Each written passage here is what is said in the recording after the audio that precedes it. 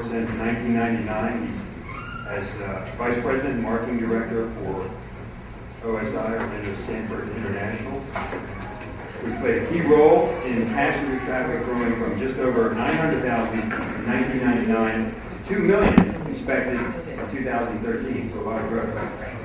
OSI is part of the TDI Alberta's Airport Group, a publicly traded company on the Spanish Stock Exchange. They currently have operations in airports worldwide, ranging from 100% airport ownership to management contracts. They operate both terminals at Orlando Sanford under a public-private partnership with the Sanford Airport Authority. Prior to joining OSI, Mr. Dahl was Marketing Program Manager at Southwest Florida International Airports in Florida, where he's primarily responsible for air service development. And early in his career at RSW, he was an operations agent dealing with airports and airline operations. He's been working in airport management for over 20 years, during which he's been mostly intimately involved in airport operations, marketing, and tourism promotion. He's a graduate of Embry-Riddle Aeronautical University with a BS in Aviation Business Administration and holds an MBA from South Florida. He lives just outside of Orlando with his wife Melissa and their 2 children, twins, 8-year-old boy and girl. Please welcome Greg Dahl.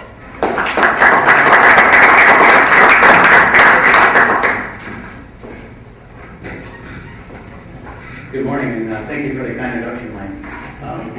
As I said, my name is Greg Dahl. I'm with Orlando Sanford International, and it's kind of a tough spot following Candace with the great presentation she had and the great case studies. So we're going to kind of keep the theme of case studies and talk to you about Orlando Sanford, which is kind of an airport that's maybe smaller than what you're used to when you heard about Hartsford or Hartsfield, Atlanta.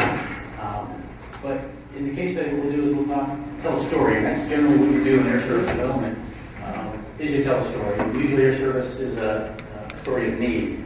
And Sanford is a story of a kind of a David and Goliath, if you will, kind of scenario in Orlando. And it's perhaps not a case study that we would say is everyone should follow, but it's unique. And some of the dividends that have come from that uniqueness, I'd like to roll through with you this morning.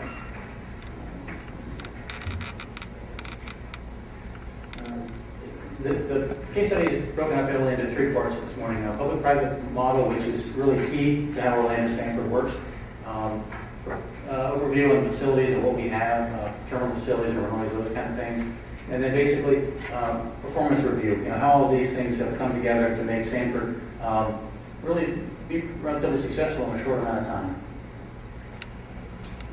First of all, the partnership. And you've heard the adage, 2 heads are better than one. And in Orlando, there are 2 airports. There's Orlando McCoy, which is the large airport, and Orlando Sanford. And 25 miles separates the 2 airports. And basically, Orlando Sanford is the red star. Right here. We are 45 minutes equidistant between Daytona Beach and Disney World. Orlando City Center is right here. Orlando McCoy is down here. And Orlando, you typically think as a leisure destination, and it truly is, but it also has a bit of a split personality. Whereas the dividing line is kind of downtown Orlando.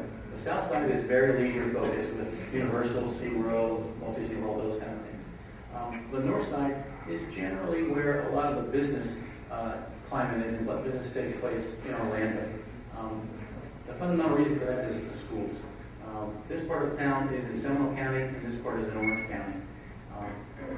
The schools in Seminole County are some of the best in the state of Florida, and I realize in Florida that's a bit of a relative statement, but they are superior in Central Florida. And so for folks that may work in Orlando, they tend to want to live, if they have families, where the schools are. So this part of town is kind of a stronger business climate. One of the keys to success while we're on this map is this 417 road. It basically starts at Sanford Airport, comes down and dead ends at Disney. So for folks that are new to the area, international visitors, a large part of our traffic base are folks that drive on the wrong side of the road or the right side of the road, depending on how you look at it. getting on one road that just goes straight to Disney is a comfortable thing as they kind of get acclimated and drive in a foreign country. So the drive time between the two airports is about 25 minutes. We are 25 minutes further from the attraction area, but as you'll see in the presentation, the airport is so much smaller than the big airport that we can actually get our passengers from the airport to their hotel faster than if they had landed closer to their hotel. Just a little bit more information on the two airports. Although they're close on the map, there's a lot that sets them apart, and one of the things that stands out is the size of the two airports. And Orlando Sanford, we will crack 2 million passengers this year, which is the first time we've ever done that, compared to Orlando International, which is just under 36 million. So, we're 5% of their total traffic. And then on this slide, this is actually to scale. This is the airfield for both airports. We both have 4 runways, but as you can see, they are much more spread out. They have 4 parallels that run north-south. Orlando Sanford down here has 3 parallels. Ours run east-west and then 1 crosswind. Our longest runway was just extended to 11,000.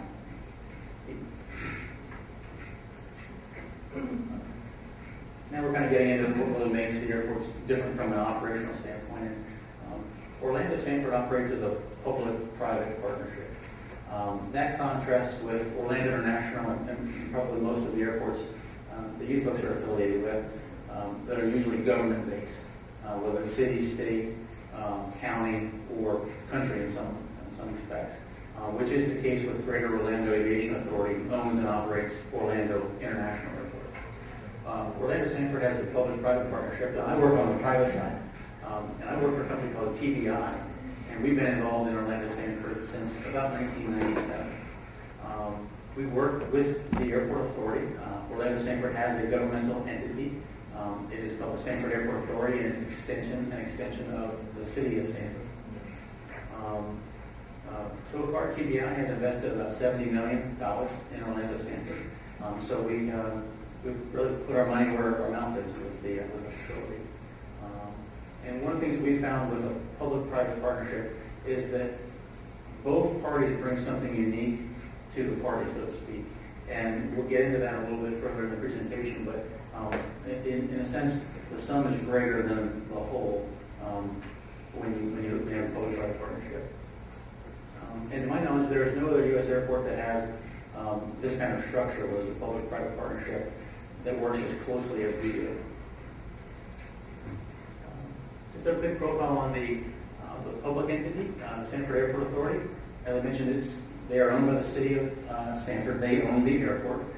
In 1970, they created the Sanford Airport Authority, which is comprised of a 10-member board, which are appointed by the city.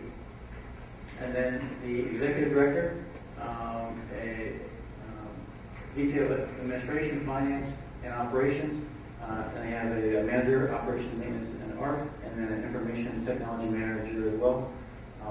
All report up through the organization this way. About 40 staff is what they have employed on the public side. On the private side of the house, TBI, who I work for, is owned by a Spanish conglomerate called Abertis, based in Barcelona. And this is just a map showing that where they're located. They are affiliated or specializing in basically the management of public infrastructures. And the 3 lines of business that Abertis is involved in are toll roads, telecommunications infrastructures, and airports. The airport.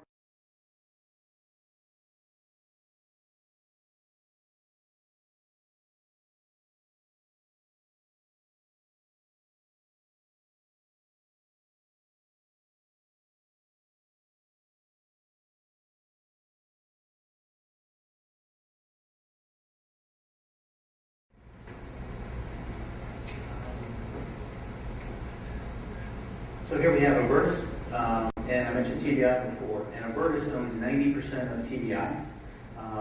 AINA, which is a Spanish airport management company, owns 10% of TBI. TBI then breaks down to, these are basically the original assets that TBI owned prior to purchasing them in the mid-2000s. London Luton Airport, it's about a 11 million size airport. And Belfast International, also in the UK, Orlando Sanford. We have an airport management division, which joining me here today is John Green. I'm Vice President for TBI Airport Management. And interesting enough, there's some local tie-ins with John. John is based here in Orlando because TBI manages Terminal E and F at Hartsfield on behalf of the City of Atlanta, the Division of Aviation. Here in Georgia, we also manage 2 airports outside Macon, or near Macon, which also report to John, as well as Burbank, California. We do ramp control out in Raleigh, North Carolina as well. So all those things basically report to John. And our corporate headquarters for TBI in the U.S. is based in Sanford. We also have Stockholm Skavsta, which is a secondary airport, much like Sanford in Stockholm, Sweden. And then on the other side,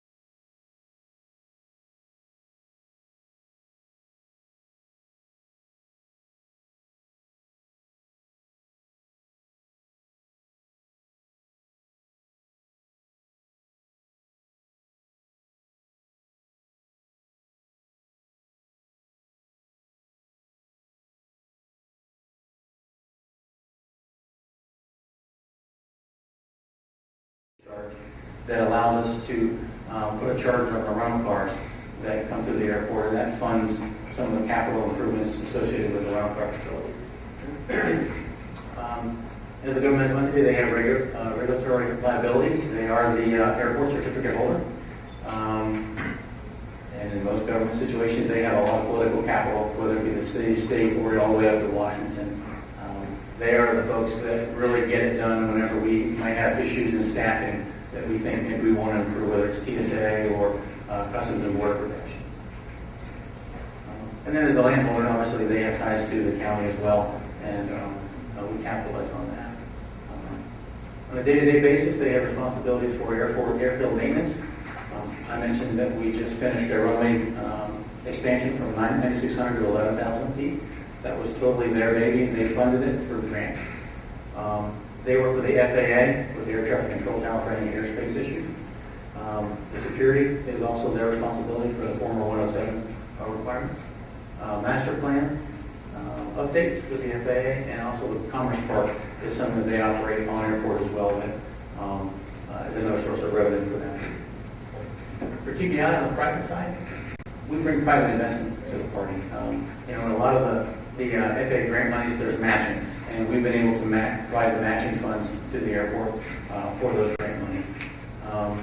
Since we're part of a larger group, the managerial expertise that we have, we can tap some of the ideas in the other locations and incorporate those into Sanford that allows us to have a bigger scope than just one location. We like to also think we have innovation that we can tap along those lines with the other locations on what works, what doesn't work, and some of the cutting edge things in airports that we can bring to Sanford that maybe would have come later had we not been involved. And then customer synergies. Some of the same customers, especially in the UK, that we have in Sanford are also operating out of London, Luton, and Belfast. So whereas we can talk to them about some group benefits rather than just one specific location, that really pays dividends. On a day-to-day basis, we are responsible for the terminals, both Terminal A and Terminal B. We pay the electric bill, we replace the carpet, we do all those things. Those are part of our responsibilities. We also provide the gate and ramp coordination. We restripe the ramps. We do gate assignments on each day, and the airport authority really has just turned that over to us. airline liaisons. Another example is the runway extension. We dealt with the airlines on behalf of the airport to coordinate the runway shortening that took place while we extended it. The airport never spoke to the airline. We did that on their behalf because we carry their relationships with the airline. And then air service development, which is my primary role. Our agreement is a 30-year agreement with the Sanford Airport Authority, and we have a concession. So it is in our best interest to get more and more passengers through that airport. And so for us, we want to control our own destiny, and air service development obviously is where the passengers come from. And another unique part of the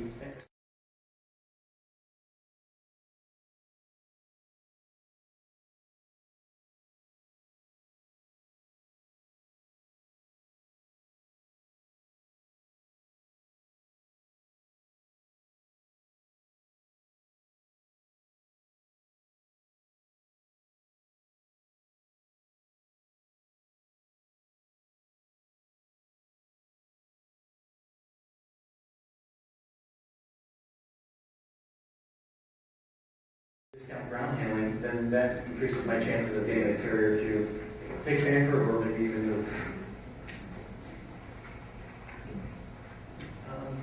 Kind of taking that a step further, what are the things that come out of this cooperation? And again, grant monies. The airport authority can apply for them. We can provide the private funds. On the marketing side, we work very closely on origin marketing. We do co-ops with sponsoring different things in the community to get the word out about Sanford, because we are new and we are the secondary airport. So there isn't much that happens in Orlando Sanford that happens by accident. We really have to work for everything we get, and maybe that sounds familiar to some of you folks. The website is owned by the airport authority, but we manage the content on it. And then even taking it to a higher level on strategic decisions, we work together on airline incentives. We structure what we provide to the carriers for flying to the airport based on what else is available in the market, and then we both contribute to those incentives. Whether there's time for future terminal expansions, those are discussions that we have with the airport authority as well. And then rate setting, whether the landing fee goes up or down. They talk to us about that because that impacts the carriers, that impacts the customers, and does that chase them away, or does that make it easier for us to get them to come to the airport?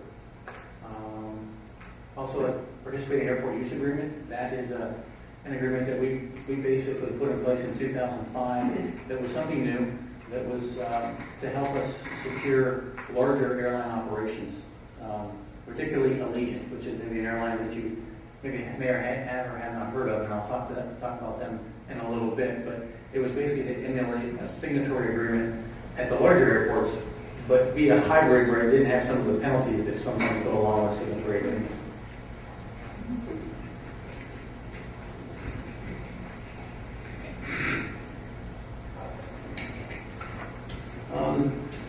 The next slide just talks about some of the things that we worked together on at the airport that the team guys participated in with cash.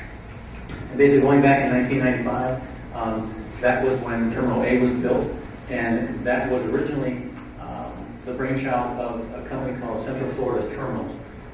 And they basically were able to get the municipality to back the industrial revenue bonds, and then basically those bonds were serviced by Central Florida's Terminals. Shortly after that, Central Florida Terminals was purchased by TBI,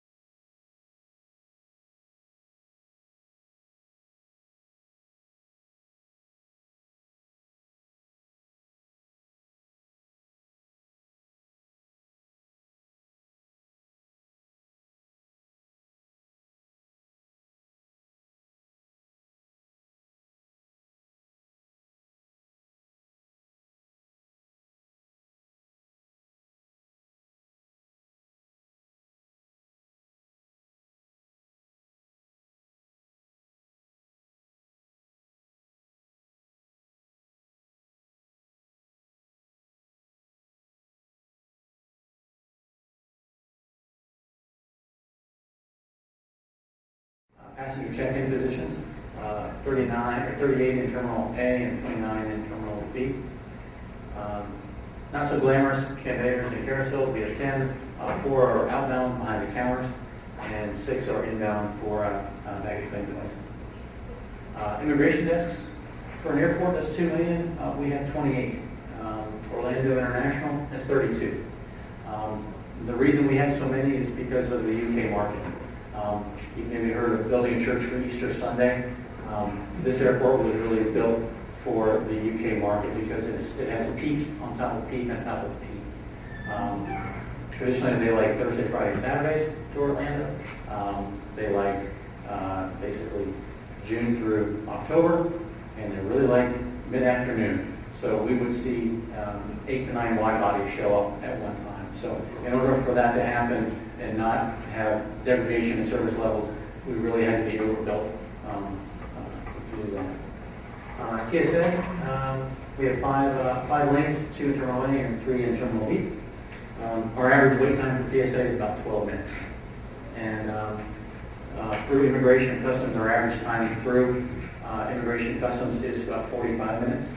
And that's really pretty good by U.S. standards because 95% of our passengers are foreign visitors, and they generally do take longer than to clear a U.S. citizen.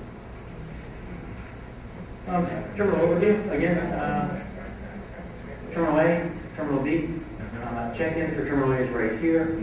They go up an escalator to what's called the International Departure Lounge, and our International Departure Lounge is only for international passengers, so the duty-free operation is not gate delivery. They actually purchase it in the store, pay for it, and walk away with it.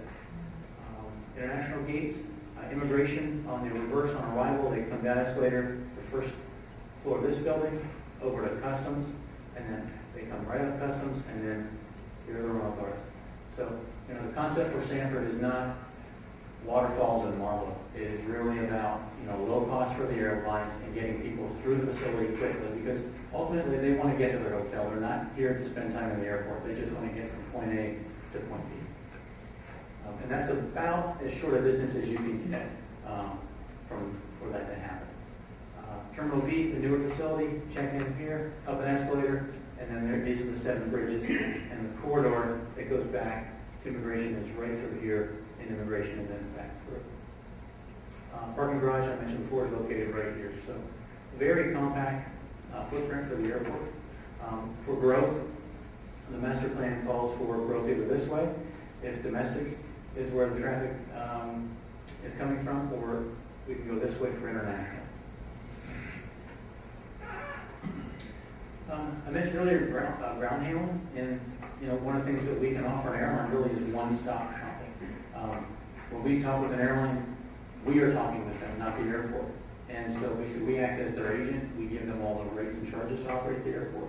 But then we can take it a step further beyond what most airports can do, and we can give them a rate for ground handling. So they truly have a very good understanding of what's it going to cost to operate at this airport. So for that, we do passenger services, which is, we would say, above wing, baggage handling below wing. We do dispatch, aircraft engineering. We do in-plane fueling. We own all the trucks. Aircraft cleaning as well. And all the equipment, ground equipment at Sanford is owned by TBI. However, the labor to operate that equipment, we have tapped some other providers for labor sources. And on the international side, we use Swissport, and for domestic, we use ASIG. And ultimately, the goal is to bring this down and have one consolidated labor provider for both sides. But contractually, right now, we can't do that. And then just, again, all the ground handling equipment is maintained and purchased by us, whether it's tow tractors, baggage carts, cargo and baggage loaders, ground power units, air conditioners, and even the departure control system, which since we ground handle all the airlines, we have our own DCS that allows us to check them in, and that same DCS also gives us the go-ahead on APIS and secure flight as well.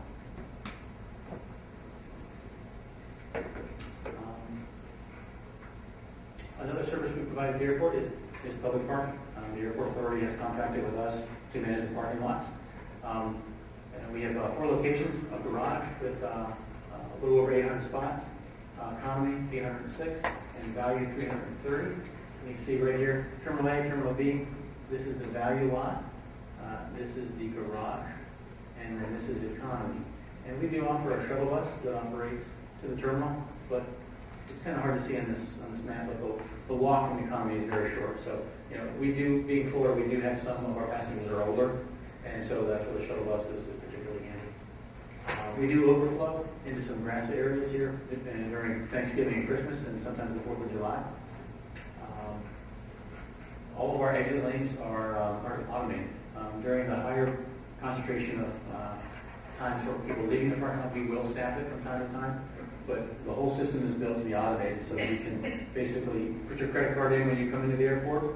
The same credit card acts as your ticket on the way out, so you don't have to worry about losing a ticket. Or if you did pull a ticket, you can do that as well. And our parking is run with 4 people. So again, we have about 60 people on staff that run TBI here in Sanford, 4 of which are in the parking side. So we are pretty lean and mean. Fueling, we have our hands in that too. We have basically built the fuel farm that's at the airport. It's about just shy of 1 million gallons of Jet A. We manage and maintain and own all of the tankers. We have 7 10,000 gallon tankers, which this is, and then we have 3 of the smaller 5,000. We use ASIG to manage the farm, so they handle the shipments that come into the farm. And then we've taken fuel a step further. Because we are just down the road from a 900-pound gorilla, fuel is part of the equation that airlines look at for cost. And so to keep our fuel as competitive as we can, we have formed a joint venture with Allegiant, which is our largest carrier. And basically it acts as a fuel consortium where we purchase the fuel for all the carriers, and the carriers get a better price than what they would get if they were purchasing it on their own. But as a joint venture, the profit is not the motive. The motive is a competitive price for fuel. So the carriers get the benefit of pricing that they really could not get otherwise without this joint venture. So that's what makes us tick, and kind of looking at how we, what we've done with what we've built. And it's been difficult. As you'll see in some of the slides that come forward, Sanford has generally gone upward, but it hasn't been linear. It's been a bumpy ride from time to time, and primarily because we're located in a pretty competitive part of the world for airports. There are 6 commercial airports in our area. They're sized from over 400,000 to just shy of 36 million, with Orlando National being the biggest. In 2002, collectively, all the airports served about almost 56 million total passengers. So whenever an airline even dreams of coming to Orlando, they get phone calls from pretty much all of us to say, hey, come take a look, and we'd like to show you, and give you a better deal, and all those things. So, Orlando National generally is the primary airport people look at, but Sanford we've done a pretty decent job in kind of positioning ourselves as well to at least be part of the process, which that hasn't always been the case. For us, all 5 other airports are within 2 hours drive, and fortunately, unfortunately, the roadway system in Florida is pretty good, so it's not a hard ride. 2 of those airports, Daytona Beach and Orlando National, are within 45 minutes of each of us. So, like I said, we have to work for everything we get. And kind of, the Central Florida market, what makes passengers want to come here? Obviously, it's the attractions. It's obviously a heavy leisure traffic area. It's honestly one of the most visited parts of the United States. Orlando and Las Vegas typically are number 1 and 2. We have some of the most visited theme parks in the world. 7 of the 10 most visited in the U.S. are located in Orlando. Here are some of them through here. We have the most visited water parks in the world, and we've got a bunch of them. Aquatica, Wet n Wild, Disney has Typhoon Lagoon. There's a whole host of them. Second largest hotel inventory in the U.S., right behind Las Vegas. And we have the second largest convention center also. So that's another part of the business. That's right behind Las Vegas.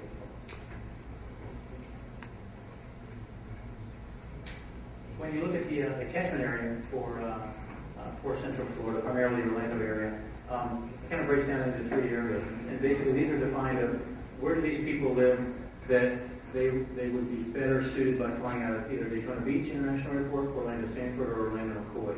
So basically, which airport is closer to them? And these three catchment areas make up about 28 million passengers outbound each way. So this is just originating traffic.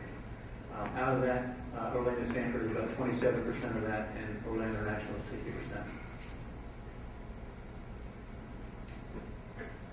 60%. This is really kind of the tail of the tape. This is kind of where we've come from and hopefully an indication of where we're going as far as this part of the craft. In 1996 was our first full year of commercial, and most of this through 2003 was all UK charters.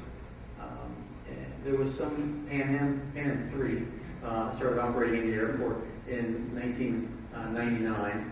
And they were operating scheduled service, and they had a number of flights to the airport, but generally we were very one-dimensional with the UK charters.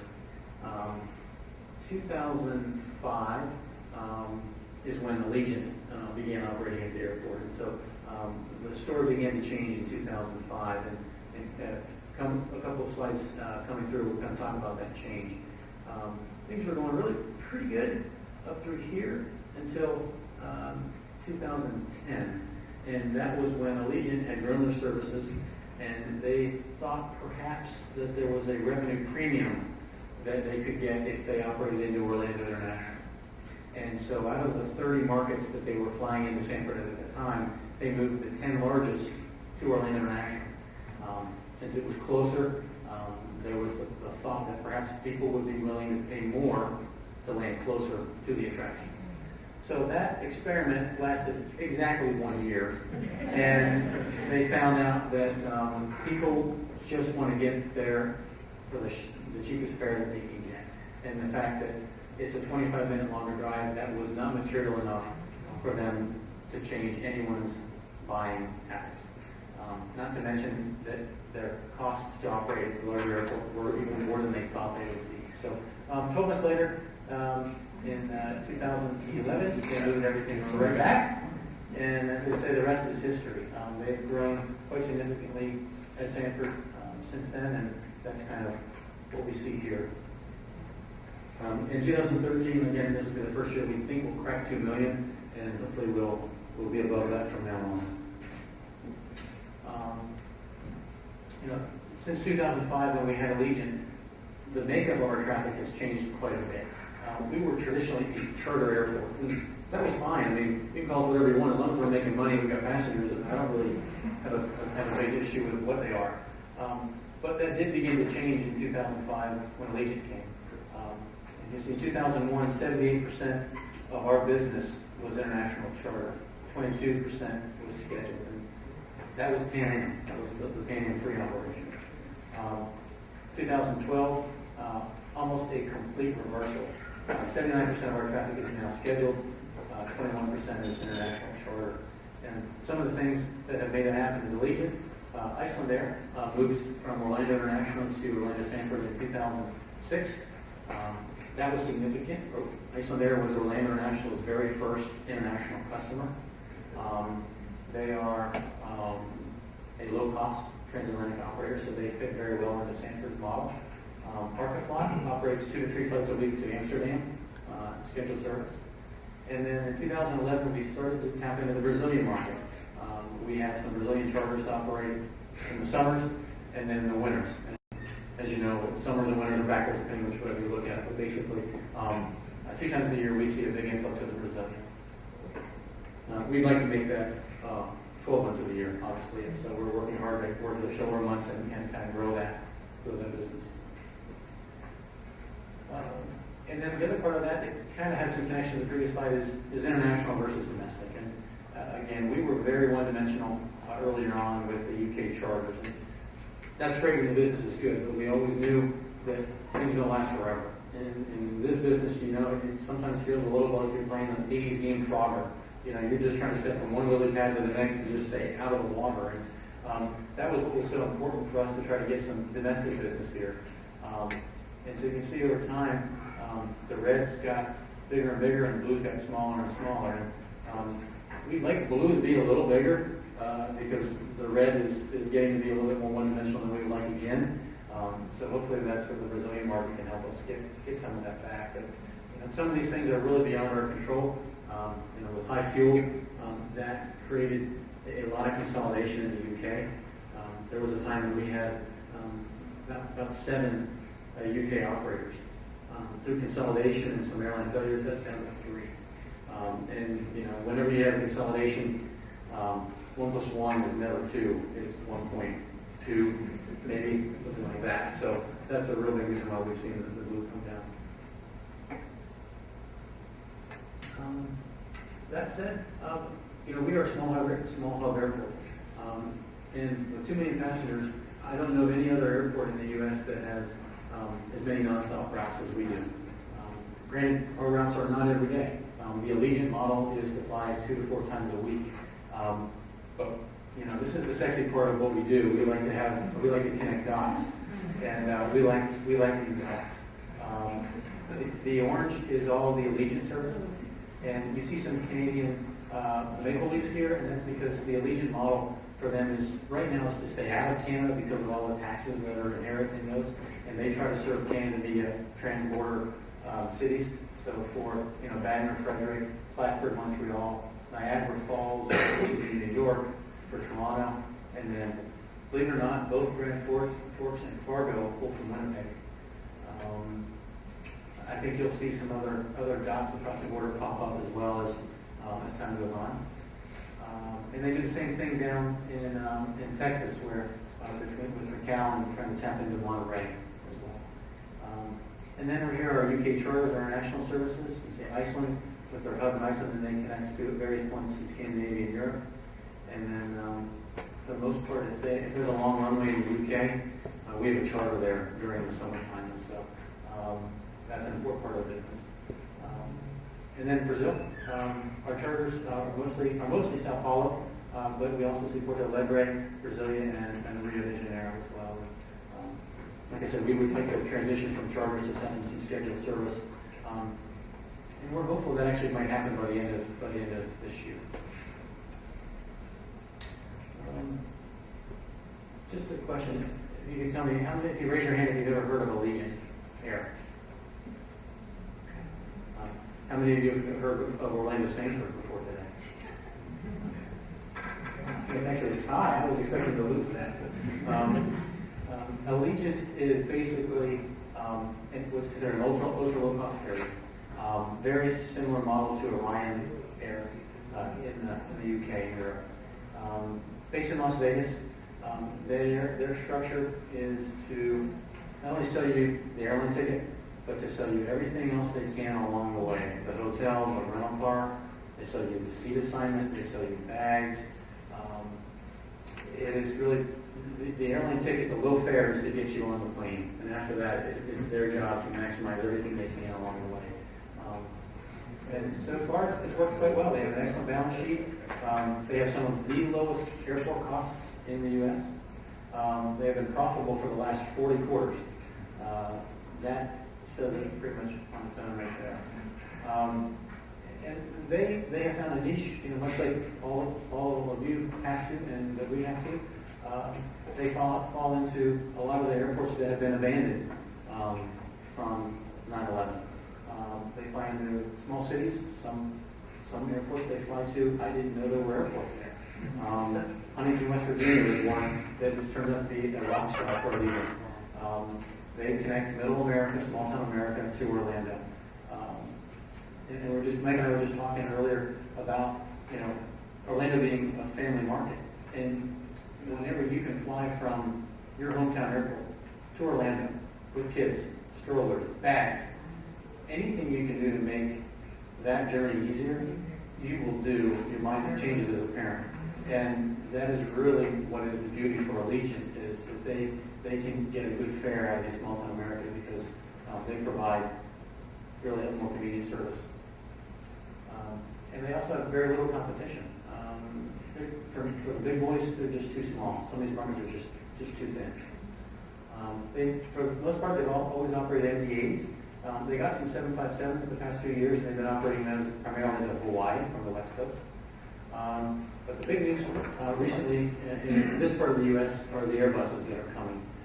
They've got some A319s and A320s, and those basically will not only be more efficient aircraft to operate, but they allow Allegiant to get into some markets in the U.S. that have runways that are just too short.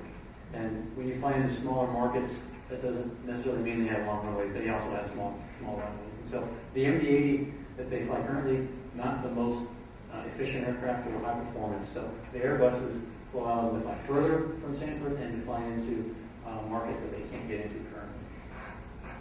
We talked about the ancillary revenue. That is key to their model. Again, profitable every quarter of 2012. Actually, they were profitable every quarter of 2012, all four. They're unique in the United States. Spirit is probably the closest airline to operate to their model. Frontier is looking to try to emulate them. So far, it's not quite there yet. They do not hedge their fuel. They basically hedge their fuel by demand. When fuel goes up, they set aircraft down. Aircraft being set down increases the yield, and that keeps them profitable. Since they're buying aircraft that don't cost a lot, they can afford to set them down. Consequently, they've had some of the highest operating profits in the industry. Q1 for 13 was 19.2. For fiscal year 2012, 14.6. And here this kind of shows their pre-tax margins. Allegiant is the orange, Spirit is this red, Alaska is the green, Southwest is the yellow, and then JetBlue is the blue.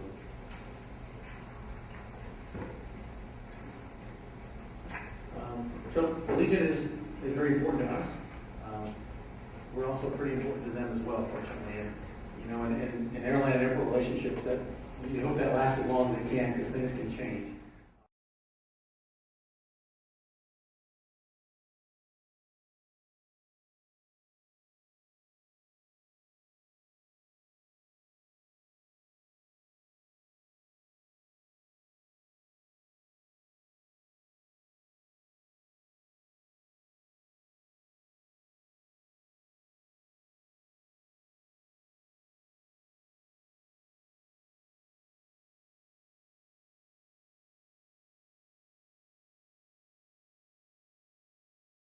That are a little bigger than what they normally have. Harrisburg is one.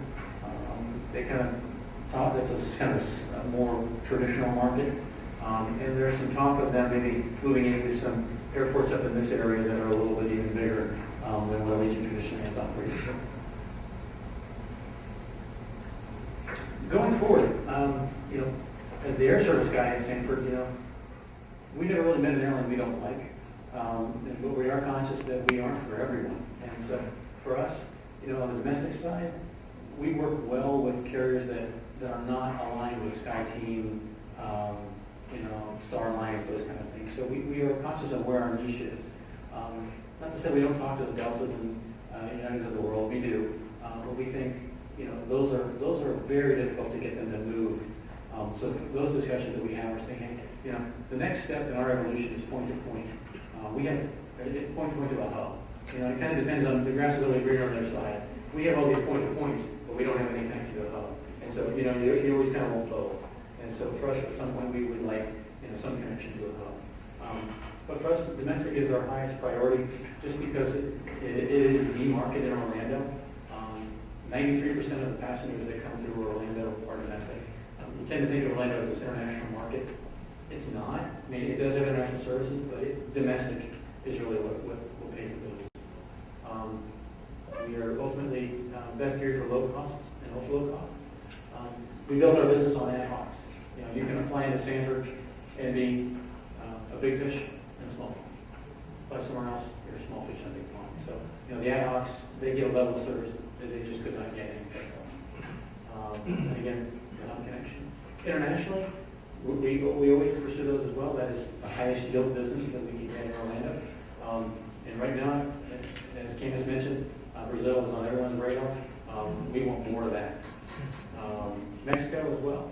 We have some seasonal charters this year from Aeromexico that will operate into the airport, and some of that is due to some congestion at the big airport, so hopefully we can capitalize on more of those opportunities as well. Other Latin American points of origin, we also like the Caribbean as well. Canada, we mentioned the trans-border services. The U.S., we actually believe Allegiant will go into Canada proper in the near future as well. The UK, that has been our strength for years. It is in a bit of hurt right now. They're kind of in a triple dip recession with all the consolidations going through. That market is due for a rebound, and we keep saying, well, next year's going to go. And well, that doesn't quite happen how we hope next year. So right now, 2014 is the year. And then Germany. Currently, Orlando is only served by Lufthansa from Frankfurt. Germany has a lot of strength now. I mean, it's one of the strongest countries obviously in Europe, and we think there's some opportunities to connect some dots in Germany, like Stuttgart, Hamburg, Munich, those kind of places, into some maybe weekly charters. Maybe they're only seasonal to start with. And just really kind of a quick review. Some of the unique aspects of the airport. City owns the airport. They have benefited from a public-private partnership. Having a private operator allows them to concentrate on the things that they do well, and allows us to concentrate on the things that we do well. If there's ever any opportunities for TBI to do some work elsewhere, we aren't opposed to expanding our territory. Again, some of the benefits: access to capital, best of both worlds, grant money and private funds. We do have equity in Sanford. There are locations where we do not have equity. It really varies from case by case. Simplicity by design. As I mentioned before, the airport is simple, and that's really what people appreciate about it. Entrepreneurial nature. We're a business. We're there to make money, and if there's a way for us to offer a service that actually puts some money in someone's pocket, if there's both our public and private partners, that's the way to go. Again, very customer focused. One-stop shopping has really been key to us, that we can offer the UK carriers. They actually pay a per passenger rate. So that allows us to bundle the airport and the ground handling into one fee that they pay based on the load they have that day. That's pretty unique in the U.S. Flexible thinking, the fuel joint venture. We talked about that, the airport use agreement, the per passenger rate I just talked about. And then, I don't know if you can sense it, but for us, we are technically a contractor of the airport authority, but for us, I've been in Sanford for about 13 years, and so for me, Sanford is my baby. It doesn't really matter whether it's airport, the airport authority, or us. It's really just about growing the business, and I think that extends through all John's teams at their locations as well. So with that, that's the conclusion of my presentation. I'd be happy to answer any questions.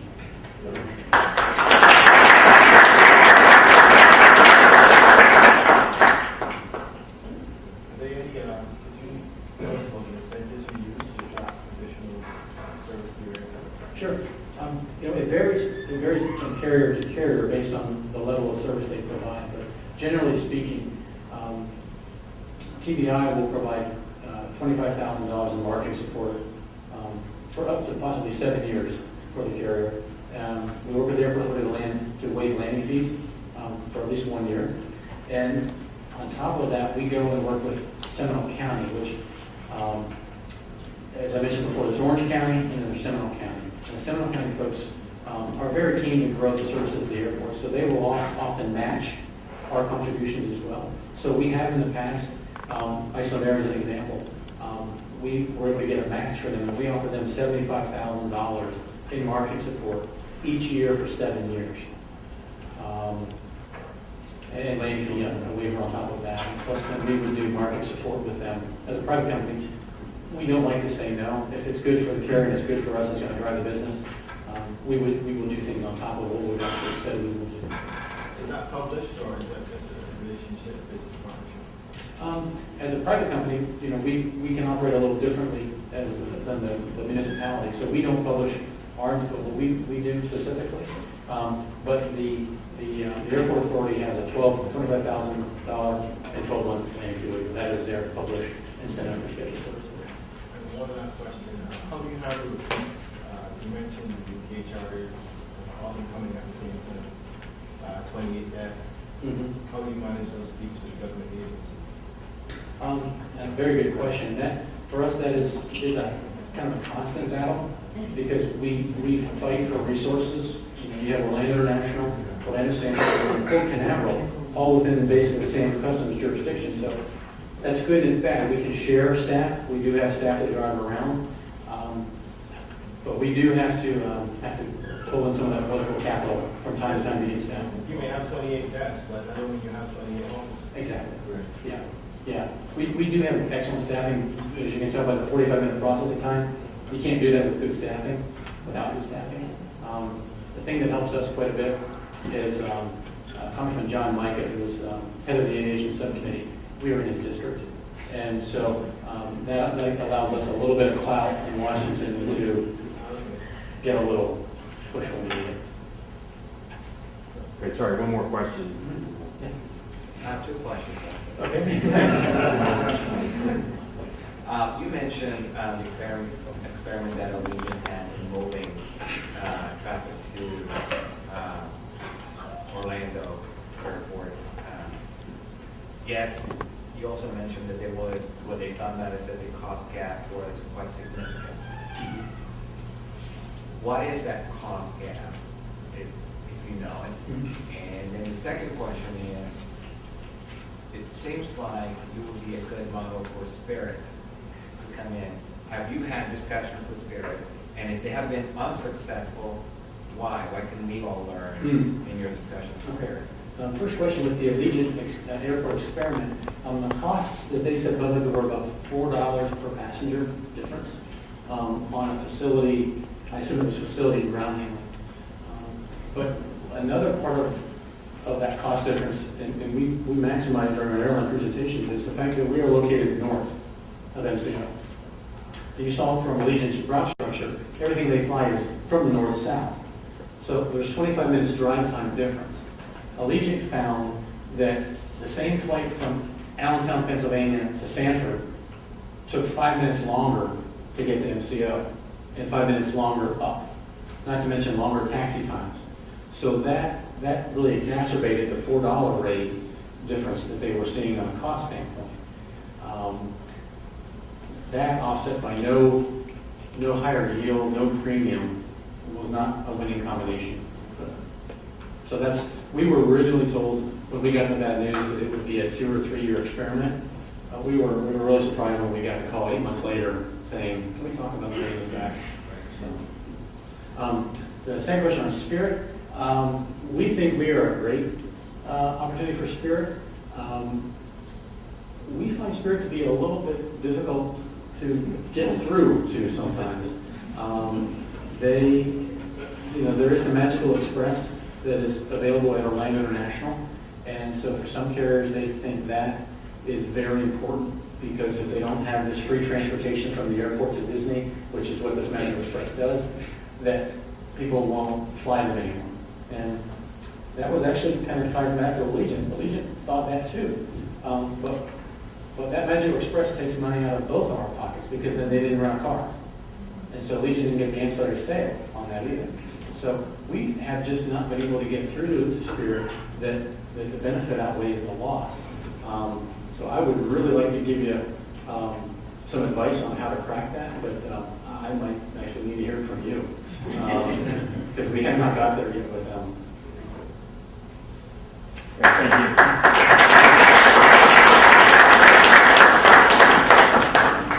Thank you. That was a great job. I'd like to introduce Craig Lesser, Chairman, CIFAL, and then you.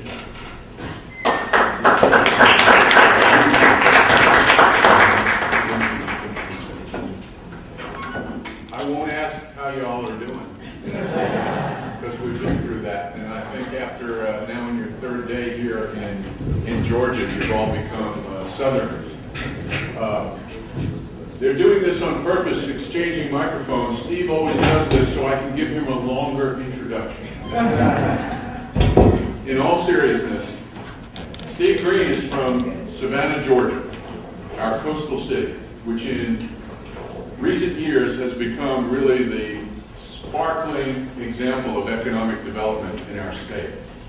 And it is due in large part to the work of Steve Green. Steve Green is an entrepreneur. He's a real estate developer. I don't know how he gets a chance to do all of those things because he's also the chairman of the Georgia Chamber of Commerce. He's also the vice chair of the Aviation Authority in Savannah. He's also the vice chair of the Georgia Ports Authority and has served as the chairman of the Georgia Ports Authority. So I don't know when he has time to make any money, but he has contributed to the economic growth in Savannah. And he is clearly, without a doubt, one of Georgia's most influential people. Ladies and gentlemen, Steve Green.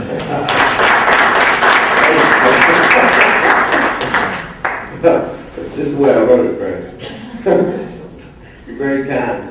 Craig said I speak for 5 minutes, so I did not bring a slideshow, and that's a very impressive presentation you got. So you're not going to have anything quite that elaborate or as impressive. But let me tell you, we don't have Orlando in Savannah, but we do have the largest historic district, and we are the hostess city of the South. So I invite all of you to come visit. So let me tell you a little bit about our airport. And as you've heard, Georgia is the largest landmass state east of the Mississippi River. It's about 59,000 square miles or over 15 million hectares. So we have a very large general aviation industry in the state, but we only have 9 commercial airports.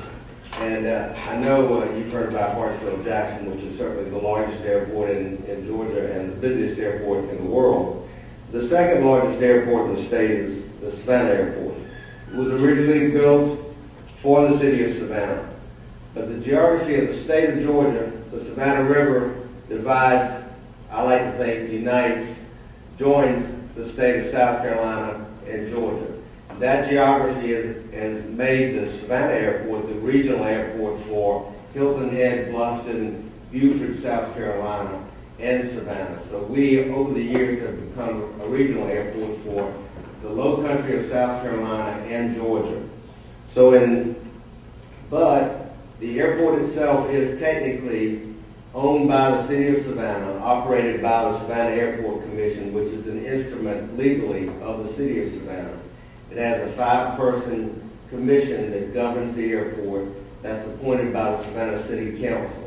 But about 10 years ago, we recognized that half of the ridership that either came to or left from Savannah was coming from the state of South Carolina. So we technically changed the name to Savannah Hilton Head International Airport in recognition of that. We had a naming ceremony, brought all our friends from South Carolina there. We said, look, this is your airport. You don't have to pay for it. You're using it. We want you to know that we consider it your airport. And that was, I like to think, a step forward for all of us.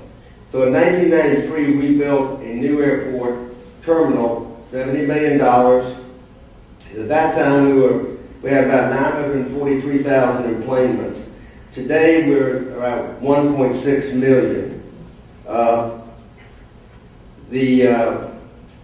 That expansion allowed us to build on airport land 13 hotels, which generate on average, about $100,000 in rent income to the airport. So it's we get about $1.3 to $1.5 million a year in rent from those airports because it's all on leased land.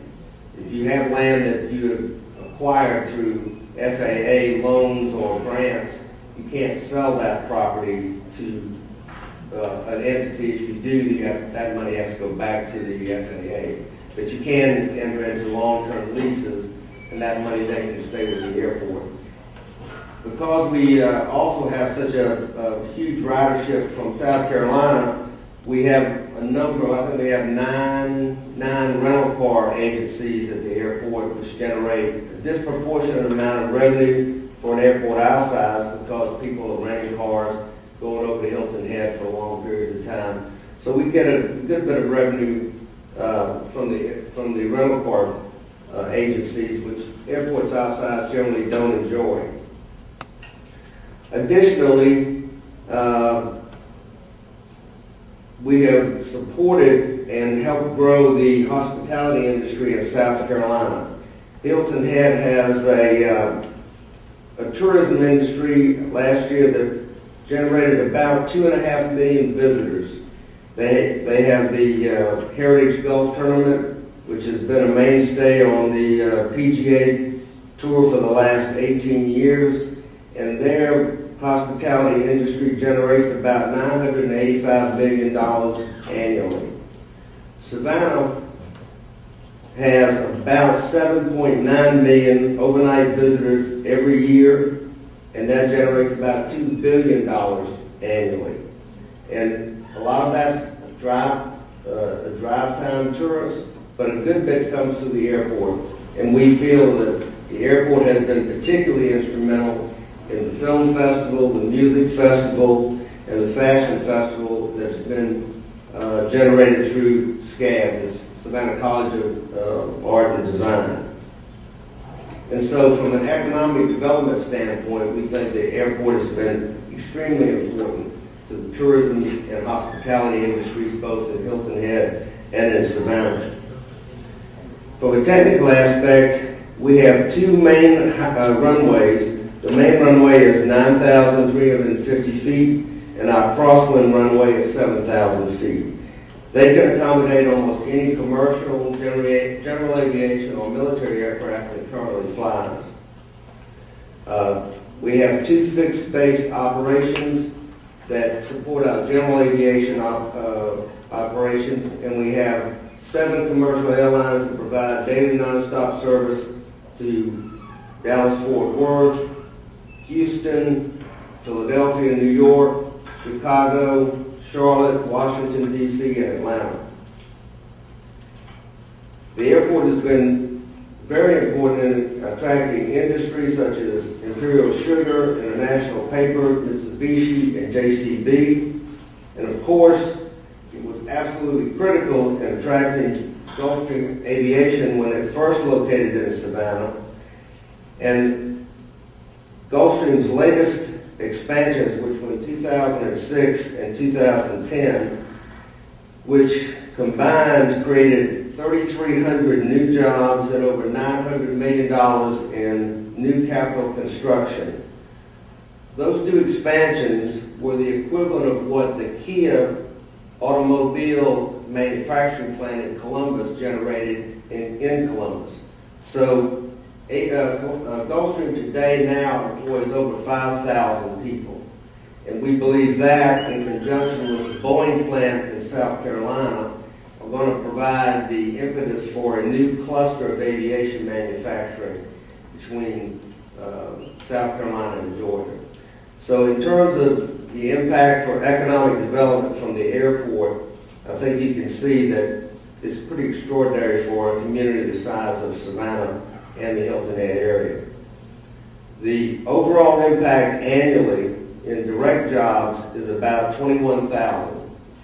The payroll is, on a multiplier effect, is about $87 million annualized, and the overall economic impact, both direct and indirect, is about $2.4 billion a year.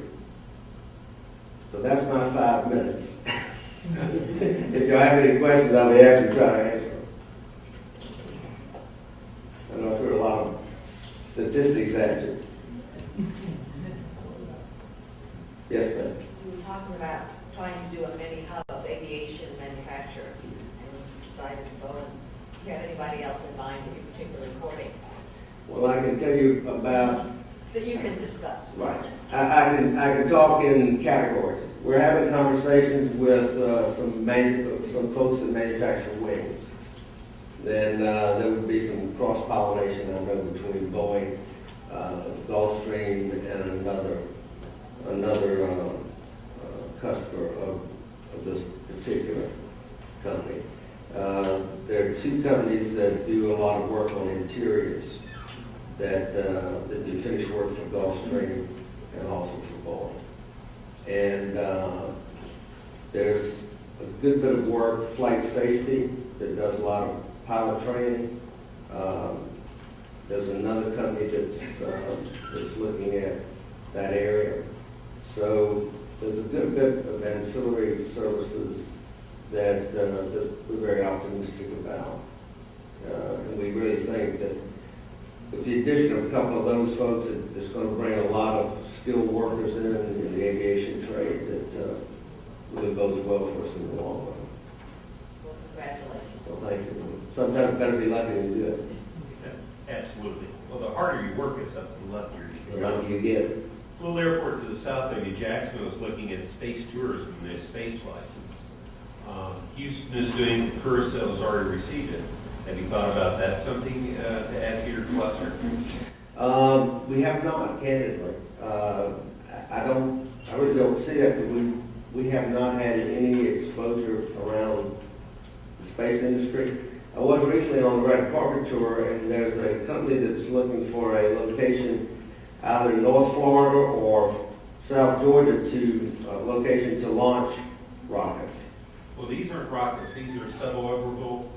They use a runway and they just return. It's a suborbital space tourism. SpaceX, Orbital Science, and Virgin Galactica are the three major companies. And the airport's looking at that as part of that next cluster. Okay. So just, I'll talk to y'all after the meeting. but Jacksonville's really serious into that. It's not a rocket. Now, we'd be very interested in, we are talking to a Canadian carrier. Unlike the gentleman from that spoke just before me, we don't have any international service. We did have a Canadian scheduled,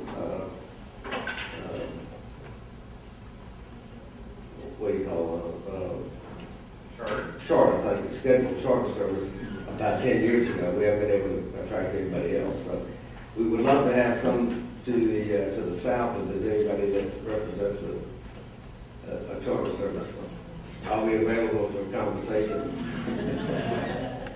But if there are no other questions, I appreciate you letting me join you today. Thank you so much.